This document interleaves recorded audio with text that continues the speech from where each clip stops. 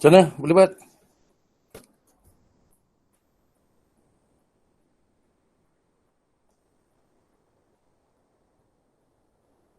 Okay, yang nombor 2 tu. Right, nombor 2 tu. Ini latihan untuk membiasakan dululah. So, nombor 2 dalam handout saya bagi tu. Mean berat 49 brick produced by a machine ialah 800 gram. Okay. So, kalau ikut nombor lah yang kita ada tu. Kita ada 49. Kita ada 800. And then if the standard deviation for the weight of all brick adalah 14. Okay. Kita kena assign dulu simbol-simbol ni dulu. So simbol-simbol ni kita kena tahu which one yang betul tu. Dia population ke atau dia refer kepada sampel. Itu wajib tahu. Right. 49 tu apa? X. Mean weight 49. N lah. Ini N kecil. N kecil. 800. X bar. X bar. Ini adalah mean sampel bagi 49 tu kan. So dia X bar. Sampel mean.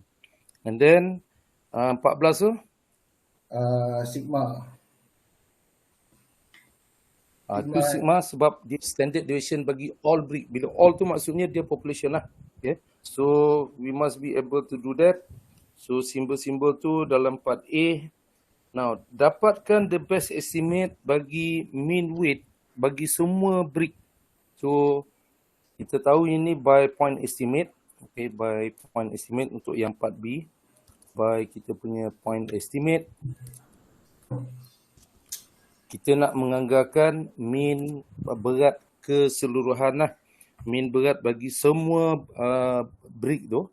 So simbolnya adalah mu hat. Sebab kenapa ada hat? Sebab kita estimate. Ini adalah X bar. So X bar tu bersamaan dengan 800. Okay. Dan yang C. Yang part C tu kita nak dapatkan 90% confident interval. 90% confident interval for mean weight of all brick. Okay. So ini maksudnya mean weight bagi all brick ni population lah. So ini adalah kita punya mu. So yang kita nak estimate ni, yang kita nak dapatkan ni adalah 90% confident interval bagi mean weight. So itu adalah mu. So 90%, first thing lah, 90% tu kita cuba rewrite dia dalam bentuk 1 minus alpha darab 100%. So supaya kita dapat tahu nilai alpha yang kita nak guna untuk baca daripada table kita. So ini congak je lah. So 1 tolak berapa darab 100% dapat 90%. Of course, so alpha jadi 0.1. Okay, so alpha adalah 0.1. So daripada situ baru kita guna kita punya formula tadilah. Yang kita nak dapatkan adalah 90% confident interval bagi mean weight untuk semua batu-bata ni. So menggunakan kita punya formula tu, sample mean X bar plus minus Z alpha per 2 kita. So alpha adalah 0.1 bahagi 2 darab dengan kita punya sigma bagi punca kosen. So kita perlu dapatkan nilai-nilai ni lah. Gantikan X bar kita dapat tahu adalah 800 plus minus Z alpha 0.1. So ini 0.05 darab dengan sigma adalah 14 tadi 14 darab punca 02 49. So kita kena baca daripada table muka surat 34. Alpha yang dah bagi 2 adalah 0.05. So cari muka surat 34 tu kolom yang alpha, yang bacaan kita 0.05. So apa nilainya adalah 1.6449. Okay. So ini kalau tengok note kat sini, ini from table page 34. Okay. So gantikan nilai dalam tu, kita dapat ini bersamaan dengan 800 plus minus 1.6449 darab dengan 14 bagi punca kuasa 2 49. So kita selesaikan, kita akan dapat 1.6449 1.6449 darab dengan tu 2 lah. 2 tolak 800. So dapat 79 sorry. 79 something. 796.7 up to 803.3 803.3. Kalau ambil unit maknanya ni gram gram. Okay. So kita punya anggaran adalah antara 796.7 gram hingga 803.3 gram. Okay, berdasarkan sampel yang kita ada. So ini adalah 90%. So trik dia very simple actually. Kita perlu identify the right apa nama tu, kalau matematik symbol lah maksudnya. Tapi setiap nilai yang dia bagi tu kita perlu translate dia in term of kita kena tahu dia punya representation dia dalam statistik kita. Then plug in dalam kita punya formula and then dapatlah. Formula dalam exam tu dia tak bagi yang macam ni. Dia tak bagi yang macam ni. Dia bagi dalam senarai formula tu, dia bagi Z sama dengan X bar tolak mu bagi sigma bagi punca cosine. Macam tu je. So kita yang kena construct dia supaya dapat yang macam ni. Yang ni later on nanti saya akan tunjuk cara mudah how you translate this formula yang ni kepada bentuk yang confident interval. Okay. So okey lah kot iaitu untuk yang part C. I think part D tu dia sama je. Cuma dia kali ni kalau part D tu dia nak apa, 95% Nanti baru sana kan. Nah, okey. So yang tu maknanya yang perlu tukar adalah kita punya alpha je lah. So 95% alpha dia 0.05. So kalau ambil yang part C, part D 95% confident interval. Jadi alpha dia 0.05. So gantikan dalam tu dia adalah X bar plus minus Z 0.05 bagi 2 darab sigma punca cosine. Gantikan semua nilai-nilai itu. X bar 800 plus minus ini Z 0.025 darab dengan sigma kita adalah 14 tadi. Size sampel kita 49 punca kuasa 2. Baca daripada table ni 800 plus minus. So muka surat 34. Baca kita punya alpha tu cari 0.025 yang kita dah bagi 2 lah. So 0.05. Tengok sebelah dia apa nilai Z nya 1.96. So ni 1.96 darab 14 bagi punca kuasa 2 49. So you should get 1.96 darab 2 tolak dengan 800 equal 796 up to 1 decimal places je lah. So 0.1 tambah 1600 803.9. Okay. Tu je beza dia. Okay. Kalau tadi tu 90% confident interval. Kita tengok 90% 796.7. Tengok 90%. Ni 95%. 95% ni 791 sampai 803.9. Yang 90 dia lebih besar. 796.7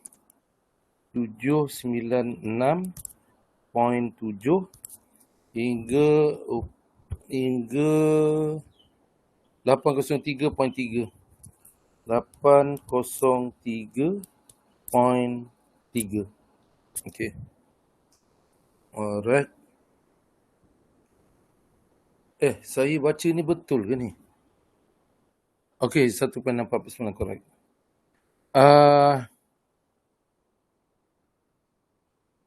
Okay, cuba tengok confident interval kita. Interval tu mana lebih besar? 90% ke 95%? Jawapannya 95% lah. Okay. Maknanya lagi besar kita punya confident, interval dia tu pun jadi lagi besar. Maknanya anggaran kita tu jadi lebih besar lah. So macam logik lah. Macam bagi contoh ni. Kalau kata kita nak menganggar, kita ambil kata CPA pelajar space kata. What is your anggaran? Kalau saya sebut saya punya anggaran daripada 0 sampai 4. Betul ke tak betul? Confirm, betul? How sure are you? 100% sure. Sure punya. Is between 0 to 4.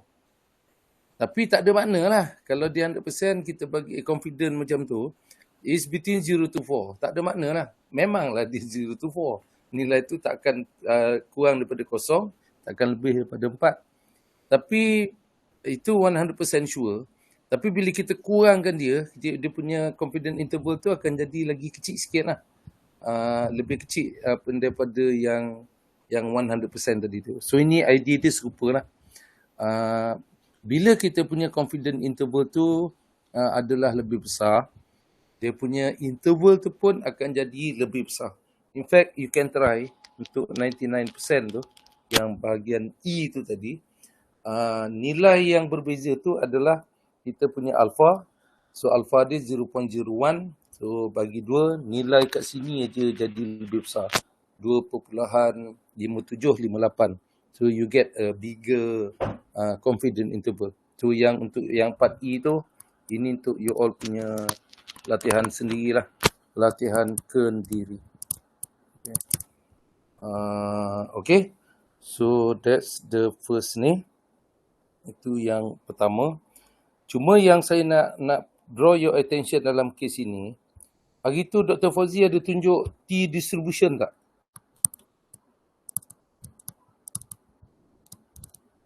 Ada? Tak ada? Ada ke tak ada? Soalan pertama, ada orang ke tak ada orang? Orang ada. Okay. Dia ada tunjuk tak T distribution? Tak ada Tak ingat. Tak ingat, doktor. Okay, tak apa saya tunjuk. Okay, T distribution ni, kalau tadi tu normal kan? Kita ada normal. Bila normal, kita ada Z sama dengan X bar tolak mu bagi sigma bagi sigma bagi punca kosen. Ini of course dia follow normal distribution lah. Standard normal distribution. So kita punya normal distribution macam ni lah. So dia akan split 2 macam tu, alpha per 2, alpha per 2. Ini pun sama, alpha per 2. Ini negatif Z alpha per 2. Kita baca daripada table. Kita boleh dapat nilai dia. Okay, yang ni situation dia. Situation di mana sigma is known. Kita tahu nilai standard deviation of the population. Okay, ni syarat menggunakan formula yang saya tunjuk tadi. Kalau kita tahu standard deviation of the population, and of course ataupun kalau kita tahu variant of the population, then kita boleh guna formula ni lah. Okay, so your X bar tadi tu dia follow normal distribution dengan mean mu, variant dia sigma kuasa 2 bagi n. Now what if dalam true situation most of the time, mana kita tahu standard deviation of the population? Kalau kita tahu standard deviation of the population, definitely kita boleh tahu mean of the population. So tak adalah guna kita nak estimate lagi. Okay. If you know the standard deviation of the population, mesti kita boleh calculate dia punya mean of the population. Okay. So dalam kes itu kita ada satu statistik lain, okay, iaitu T sama dengan X bar tolak mu bagi S bagi punca kuasa N. Ini follow T distribution dengan N-1 degree of freedom. T sub N-1. Ini kita baca T distribution with mean with degree of freedom with N degree of freedom with N-1 degree of freedom. Ini istilah dia lah. Istilah dia tu iaitu bagi, kalau kita tengok normal distribution, parameternya ada dua, iaitu mean dengan variance ataupun mean dengan standard deviation. Tapi bagi T distribution, dia punya parameternya adalah N tolak 1, iaitu dia refer sebagai degree of freedom. Okay? So T distribution with N-1 degree of freedom. So apa advantage menggunakan T ni? Kalau kita tengok formula Z dengan T tu sama je, kecuali yang Z dia ada sigma tetapi T dia adalah S. Apa itu S? Kita punya sample standard deviation. So kalau kita tak tahu dia punya population standard deviation, kita boleh dapatkan kita punya sample standard deviation, tapi kita menggunakan sekarang ni the T distribution yang ni. Okay. T distribution ni page dalam buku you all tu page 35. Okay, dalam table dia page 35. Sama je macam kita punya normal distribution. Okay, sama je. So sebagai contoh lah kalau saya nak tulis kalau kita nak cari nilai ni katalah kita nak cari cara penulisan, dia macam mana pun kena mesti ada tulis alpha lah. Cara penulisannya adalah T alpha atau alpha per 2 ke, dengan umumnya no degree of freedom. Alpha tu yang kita punya nilai alpha macam tadi, no ni kita punya degree of freedom. DF ni adalah degree of freedom. DF adalah degree of freedom. Ni arrow Doktor. Doktor, dia T alpha lepas tu apa doktor? Nu, dipanggil nu. NUI Tak NU je. Ejaan dia nu.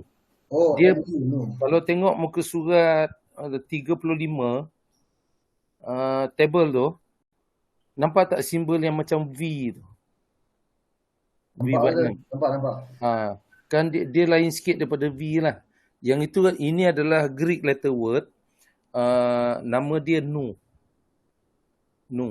Okey, doktor faham. Okay.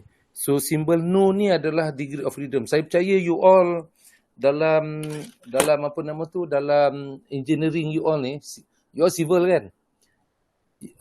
You all ada pernah belajar juga kan degree of freedom? Ada kan?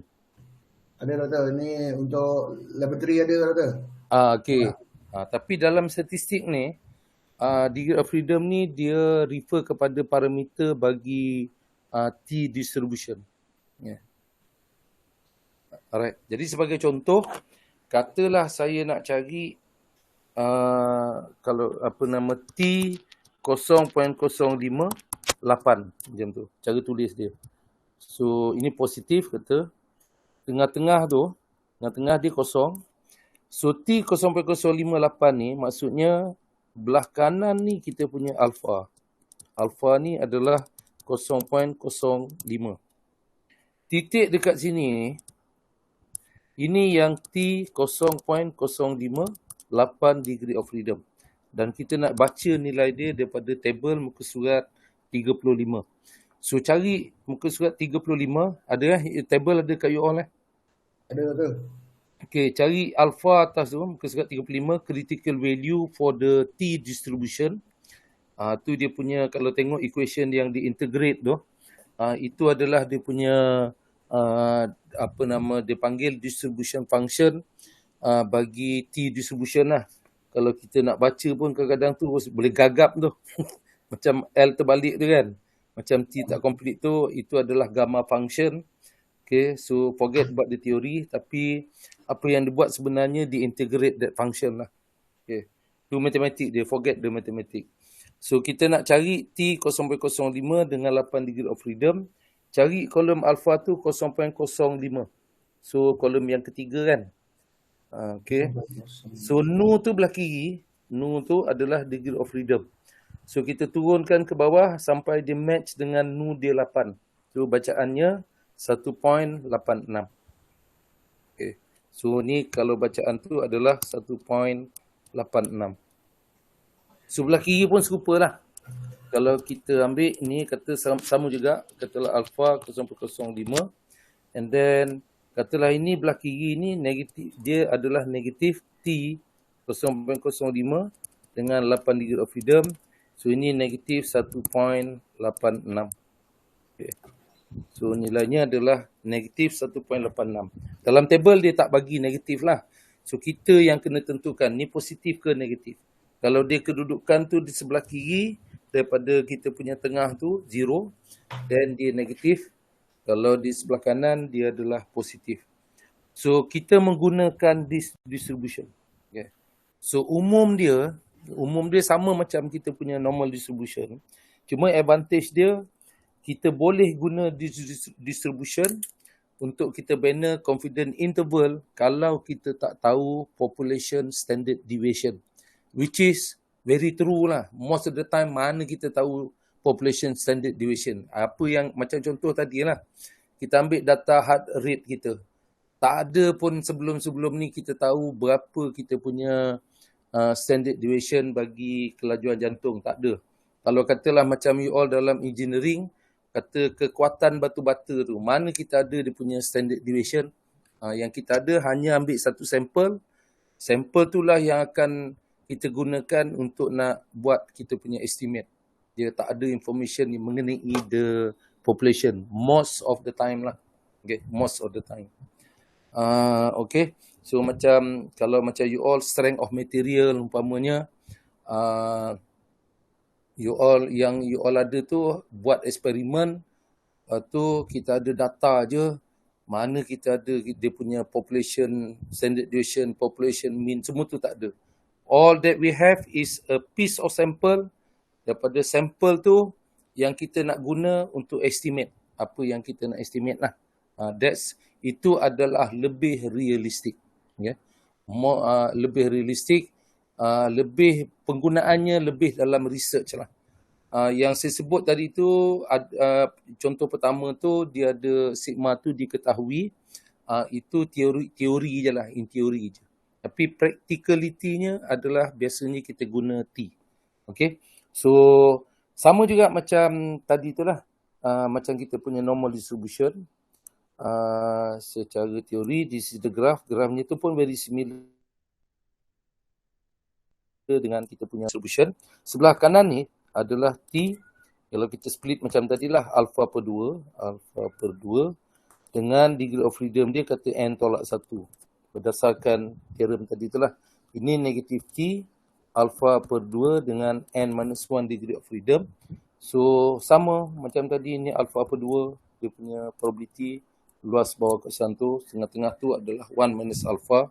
So, in teori, serupa, kalau nak tunjuk teorinya lah, so ini adalah 1 minus alpha sama dengan the probability negatif T, alpha per 2 with N-1 degree of freedom less than equal to your statistic T less than equal to the point on the right T alpha ni N-1 degree of freedom. Ni tak payah salin pun tak apa. Ini teori je, saya tunjuk teori. Dalam kelas ni kita biasanya tak tanya teori lah. We don't dwell on the teori, tapi dia lebih banyak kepada penggunaan. And then cara yang sama, kita ganti yang tengah-tengah tu ni gantikan dengan X bar tolak mu bagi dengan S bagi puncak kuasa N. So akhirnya tengah-tengah tu akhirnya kalau ni so kita akan dapat ini adalah X bar tolak dengan T alpha per 2 dengan N-1 degree of freedom darab sampel standard deviation bagi punca kuasa 2 size sampel kita less than equal to mu less than equal to X bar plus excuse me, T alpha per 2. Ini adalah sample standard deviation bagi punca kuasa 2 size sample. Itu je beza dia. Ni sorry ni ada CC n-1. Okay. That's the formula. Instead of kita guna normal distribution Z, kita akan guna T distribution. So bacaan kita untuk ini nama dia critical value. Kita perlu refer kepada table T lah. So senang kata macam ni lah rumusan dia. Kalau kata saya boleh rumuskan dekat sini, ini tak apalah. Kalau you all nak sangat buat juga matematik dia tu, you all tinggalkanlah dalam 4-5 step. Nanti bila-bila senang, nanti satu hari so you all manalah tahu tiba-tiba kena mengajar statistik, jadi pensyarah politek ke apa ke, bolehlah cuba ni. Okay, alright. So rumusan dia yang saya boleh buat dekat sini ni, confidence interval for mu. Okay. Yang pertama tadi tu kita rujuk dia sebagai sigma, apa nama tu, non sigma. Maknanya kita tahu nilai sigma. Ni non sigma. Non sigma. Statistik yang kita guna, ini case ini case. Ini case. Lepas tu kita akan guna statistik yang kita guna. The statistik yang kita guna adalah, ini adalah Z sama dengan X bar tolak mu bagi sigma bagi punca kuasa N. Okay. Ini dia follow normal distribution. Yang kedua ni, kalau kita tak tahu nilai unknown sigma, maknanya kita tak tahu nilai standard deviation of the population. In fact, yang ini bahagian ni kita boleh bagi dia kepada dua. Itu mengikut sample size. Satu kalau N dia adalah besar, satu lagi kalau dia kecil daripada 30. Okay. Kalau dia lebih besar sama dengan 30, statistik yang kita guna pun normal juga. Okay. Dia X bar tolak mu bagi S bagi punca kuasa N. Okay. Syaratnya sample size dia lebih besar atau sama dengan 30. Kita boleh guna normal distribution.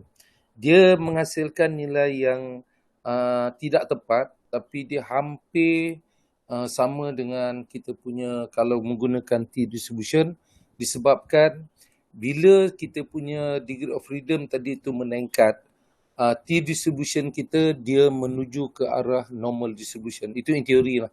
Okay. Tapi I think untuk you all ni, you all kena perlu ingat yang ni lah. Tapi bila dia kecil daripada 30, size sample yang kita guna tu adalah lebih kecil daripada 30, saya berani kata wajib guna X bar tolak mu bagi S bagi punca kuasa N, yang kita tahu ini follow T distribution dengan N-1 degree of freedom. Okay. So untuk kalau kita tak tahu nilai sigma tadi, kita perlu tengok dia punya sample size pula. Sample size besar ataupun dia kecil. Kalau besar, biasanya dalam statistik merujuk kepada lebih besar atau sama dengan 30. So we can use normal. Kalau dia adalah kecil daripada 30, wajib guna T distribution. Kalau okey, ada soalan? Doktor, minta maaf doktor. Untuk unknown tu ada A dengan B. Yeah. So N yang bawah tu N kurang daripada 30, betul? Betul lah, correct. Okey, untuk yang sebelah dia tu ada punya statistik tu, T sama dengan X bar tolak mu dengan sample population sample. Sample standard deviation S bagi dengan punca kuasa size sample Okey, T minus T sama dengan N tolak 1. So N tu kena lebih besar daripada 1 doktor? Mesti wajib. Mesti dia maknanya N tolak 1 tu tak boleh jadi kosong lah. N tolak 1 tu kena ni lah. Tak boleh kosong lah doktor? Tak boleh kosong. Maknanya kalau untuk sample size 1 tak boleh guna. Dia wajib lebih daripada 1 lah. Okey, Doktor, faham. Okay, boleh. Alright. Now, ini yang saya nak tunjuk tu, macam mana banner dia punya confident interval formula. So, dia punya confident interval formula dia tu. Yang pertama atas tu, yang mula-mula saya tunjuk, dia adalah X bar plus minus Z alpha per 2 darab dengan sigma bagi punca kosen. Okay, kita tengok cara dia buat. Yang kita nak estimate ni adalah mu. Okay, mean of the population. So, nilai pertama tu adalah kita punya best estimate dia. Best estimator bagi mu. So, itu adalah X bar, sample mean. So, X bar, yang ni, X bar ni, this part, plus minus Z darab dengan pembawah. Okay, itu petua dia. X bar plus minus Z ni, bila Z kena ada alpha per 2 lah. Sebab dia ada involve kita punya confidence interval tu kan. So, alpha tu. Z ni darab dengan pembawah dia. Pembawah ni adalah dia punya standard deviation bagi X bar. So, dia adalah jadi, akhirnya dia akan jadi mean sample plus minus Z alpha per 2 darab sigma bagi punca kosen. So ini pun serupa petua dia tu. Menggunakan trik yang sama lah.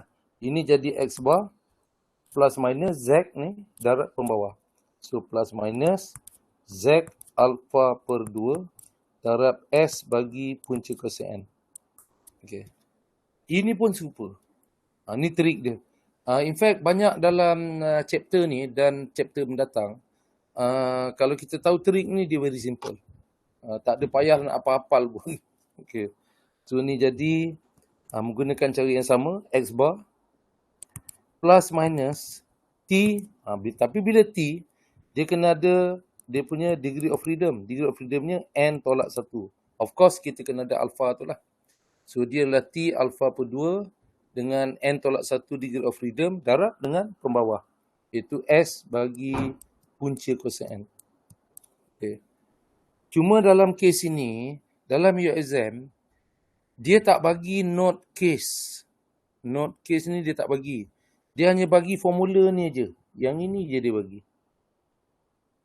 Ini dia bagi formula ni. Tapi U yang kena banner dia punya confident interval. So untuk kaitkan kes, tu kita yang kena faham. Kita yang kena tahu. In fact tak perlu hafal pun. Bila kita baca macam ni kan, kita tahulah kalau untuk mean mu, dia sama ada kes kita tahu sigma ataupun tak tahu. So kalau dalam equation tu, ni tak ada sigma kan. Yang ada S. Maknanya ni adalah kes unknown sigma. Ini pun sama. Ini adalah kes unknown sigma. Yang ini sigma maknanya non sigma lah. Kita tahu nilai standard deviation of the population. Okay. So sebagai contoh lah sebagai contoh, kalau kata kita ambil yang dalam latihan tu boleh gunalah. Kita ambil lah kata dalam the true data tadi tu. Ini the real application. Kita ambil contoh example. Tadi kita ada 19% adult 19 adult shows tadi yang saya ingat shows mean heart rate. Okay, heart rate tadi apa 74 kata 74 kata 74 mean heart rate of 74 per minute. Okay. With standard deviation. Tadi standard deviation kata silap saya 9 9. Okay. So kita ada 19 orang adult. Lepas tu kita tengok dia punya mean kelajuan jantung dia adalah 74 dengan standard deviationnya adalah 9. So standard deviation 9 ni merujuk kepada standard deviation untuk 19 orang iaitu sampel kita. So standard deviation 9 ni adalah kita punya sample standard deviation. So kita nak construct katalah ambil 90% confident interval for the mean heart rate HR heart rate ni, HR for all adult. Okay. Ni baru real punya story lah dalam dealing dengan data. Apa yang kita ada, satu raw data, 19 orang, dia punya heart rate. So kita nak sekarang ni nak estimate, kita nak dapatkan confident interval bagi mean kelajuan jantung untuk semua adult. Okay. So bila kata semua adult ni maknanya mu lah. Okay. You are talking about kita nak estimate kita punya mu menggunakan 90% confident interval. So 90% ni kita tahu alpha dia 0.1 lah. Okay. 90% sama dengan 1 minus alpha darab 100%. So alphanya 0.1. Okay. So okay, yang ni no problem alpha, mana datang alpha tu. I hope so. So daripada data yang kita ada tu, N kita 19 orang. Okay. Lepas tu yang kita ada 74 tu adalah X bar, mean untuk 19 orang tu, kelajuan jantung tu. Dan yang 9 tu adalah standard deviation bagi 19 orang ni. Therefore, ni adalah standard sample kita. A sample of 19 person. So, standard deviation kelajuan jantungnya adalah 9.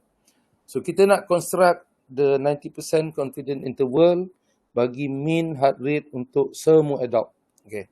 Nah, baru kita identify case ni. Yang kita ada hanya maklumat sample standard deviation. Ini maknanya no sigma. Maknanya bila no sigma, unknown sigma lah. Okay. Maknanya kita tak ada nilai sigma, dia unknown sigma. So unknown sigma. Lepas tu tengok pula size sample dia. Ni adalah kurang daripada 30. So kalau rujuk kita punya formula tadi, dia adalah case yang nombor 2. Kita tak tahu nilai sigma dia. Population standard deviation tak diketahui. Dan size sampelnya adalah kecil. So kita perlu guna this formula. Formula T ni. So daripada formula T tu, kalau dalam exam dia bagi formula ni lah. Senarai formula tu, bukan formula tu pada soalan tu, tak. Dia bagi satu set senarai formula, I think 3 muka surat kot, punya banyaknya formula ni. Lepas tu kita perlu cari kita punya confident interval, you yang kena construct the